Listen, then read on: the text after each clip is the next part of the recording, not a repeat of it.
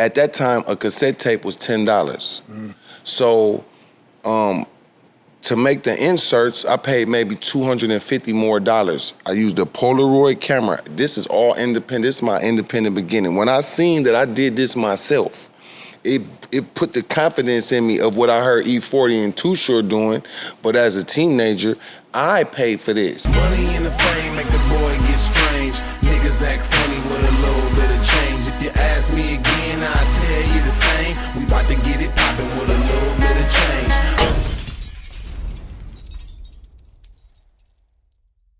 I'm born and raised San Francisco, Fillmore District. I come up under Rappin' Forte, Huey MC, as the forefathers in my neighborhood. Learning the independent game, coming from where I'm from, I gotta say Too Short, E40 as the pioneers of I'm pressing up my own product and I'm putting it out myself. So that was my first example of my pursuit in this independent game, was that I had to create the product, which was recorded, and then I had to get the money to manufacture. Manufacturing my first product was in June 1992, and I always remember the price. I paid $649 for 500 cassettes that were duplicated at this place called Music Annex in the Bay Area. And I never knew that manufacturing, you can pay. But back then, I wanted a record deal because I thought the record label pressed up the tapes. I didn't know there was a plant that they hire. So I got that knowledge at a young age. So that was my first order, pressing up my own 500 tapes. At that time, a cassette tape was $10. So to make the inserts, I paid maybe $250 more. I used a Polaroid camera. This is all independent. This is my independent beginning. When I seen that I did this myself, it put the confidence in me of what I heard E40 and Too Short doing, but as a teenager, I paid for this. It ain't a bunch of tapes, but that one time pressing, 4 months later, I dropped another tape. And this time, it was 14 songs. These 14 songs, now I have my big homie, since I put this 500 out and the hood messing with me, I'll give you the money to press up 5,000 tapes. So the 5,000 tapes, now I got a full color, wrapped in plastic cassette tape.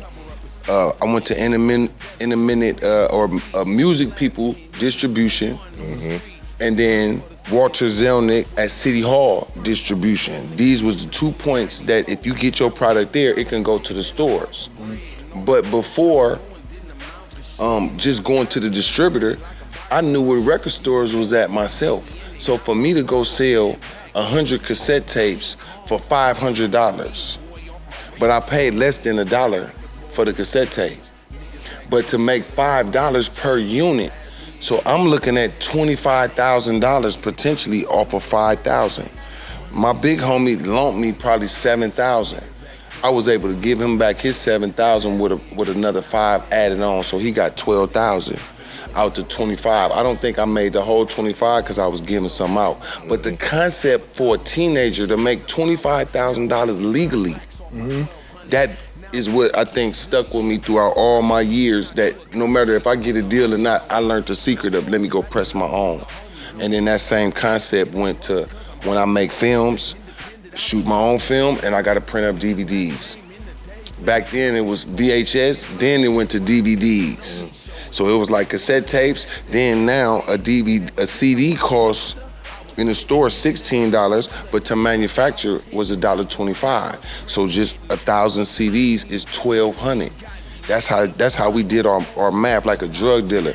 Even if I don't have enough to press up a lot, if I need to pay my rent or if I'm behind, I can remember I don't have a job, so let me make a new project and go just sell a certain amount of copies to get the money. And then a CD, getting half the money was the concept. If I take it to the store, I'm getting $8. So 1,000 discs, I can make 8,000, and I'm selling my whole 1,000 pack because I ain't got no room no more to give them out for free to get my name going. Once your name, the fan base. Once you got just any kind of fan base, I said I could feed this to this population to keep some money.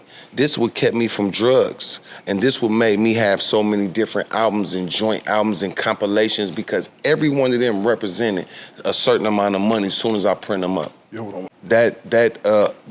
That hustling, grinding, do-it-yourself concept. And I got to give credit to the Honorable Minister Louis Farrakhan, because he had the Brothers of the Nation of Islam coming out, and that's when I started seeing the brothers with the papers on the corner, the pies, but they would always say something about do for self, black man, start a business, black man. Telling the young people that. But we in the streets, we hustling. I'm part-time rapping. I'm still trying to sell some weed, a little powder, try to make some coke into some rocks or something, but it never worked good for me. The music worked it good. I remember printing up 10,000 discs, and I'm finna go pick up $80,000.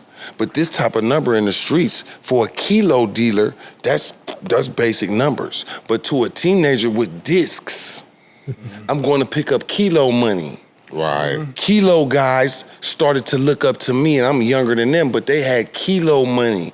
The Benzes, the plug for the powder packs and all, the weed, how ballers get on. That came with penitentiary time. But that came with penitentiary time, and the minister said,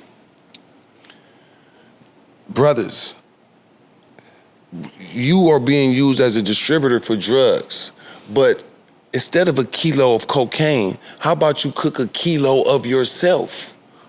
Look at yourself as the kilo. That means you have to create a product that you can sell yourself, whether that's selling dinner plates and you know how to make your chicken or your fish taste good. Some people have a barbecue grill that been having smoked. It been 10,000 barbecues been in there. When they cook in here, it have a taste. People buy that barbecue, they know when I buy this plate for the 10 or the 15 or the 20. The same concept of making an album that I'm making in my mom's house, in my bedroom. I didn't put my bed out. I don't have no furniture. All I got is studio equipment in this room, and I sleep on the floor because I'm so excited that this next album I'm making, I got access to make some thousands. So the concept of just doing it yourself, I gotta say, Minister Farrakhan and the brothers, when I heard them say, instead of cook a kilo of dope, cook a kilo of yourself. Did you know, black men, brothers, did you know that you full of talent and all your ideas is the money? The money, not the money, it's your idea. That's the money. That's the currency. Like, literally, that concept, I say, damn, okay. He said, do you know when you pray to God for something that he might give it to you in a dream, but you still got to fulfill it. You might have had the dream of yourself, seeing yourself, but now you might have to sleep on the floor. You might have to sleep, you might have to wash dishes. You might have to work at McDonald's. You might can't hang on the block no more. Why? My dream's so important. I can't gamble selling dope right now to go to the pen. In 1993, you get caught with a 50 shot of crack in San Francisco, you could do 5 to 10 years. When Bill Clinton and Hillary Clinton made that thing or something about from powder to crack or something, man, I said I'm out. I could sell 1,000 discs and make 8,000. Now that's 93. 92, I made my mind up when I made them first 500 cassette tapes. When I sold that, and I probably made about maybe 1,900. But I literally doubled my money. Right. From my studio time, and then the 1,500 or the 1,700 that my homeboy gave me, because I'm like, I'm not selling dope. I'm gonna ask somebody who got the money to help me to pay for my stuff. When I was able to pay them back, then one of my other homeboys came and said, let me give you more money because I want to be part of your new album. But I knew I wanted to be on my own label though. So I learned from Suge Knight, Harry O, Dr. Dre. I looked at the components. I looked at the movie Crush Groove, Russell Simmons. His brother is a rapper. He don't got the money. His family don't believe in him. But he borrowed $5,000 from JB. But he didn't pay JB back on time in the movie, and he was getting beat up all through the movie. So I learned from that movie, if you borrow the money, you got to pay the money back. You got to get a scratch. I don't know what he was thinking about. They had already got some money. JB was like, I want to be part of the deal now. I'm part of the whole thing now. Yeah, for sure. So the concept, that's the movie that taught me get the money back.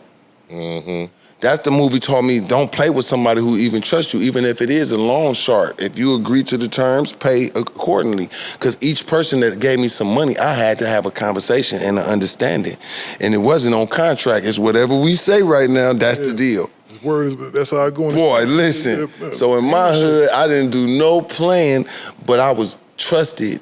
If JT need money for something, any one of y'all could give JT some money, and he gonna bring back that plus something for you. Gangsta Chronicles, we gon' tell you how it goes. If I lie, my nose will grow like Pinocchio. We gon' tell you the truth and nothing but the truth. Gangsta Chronicles.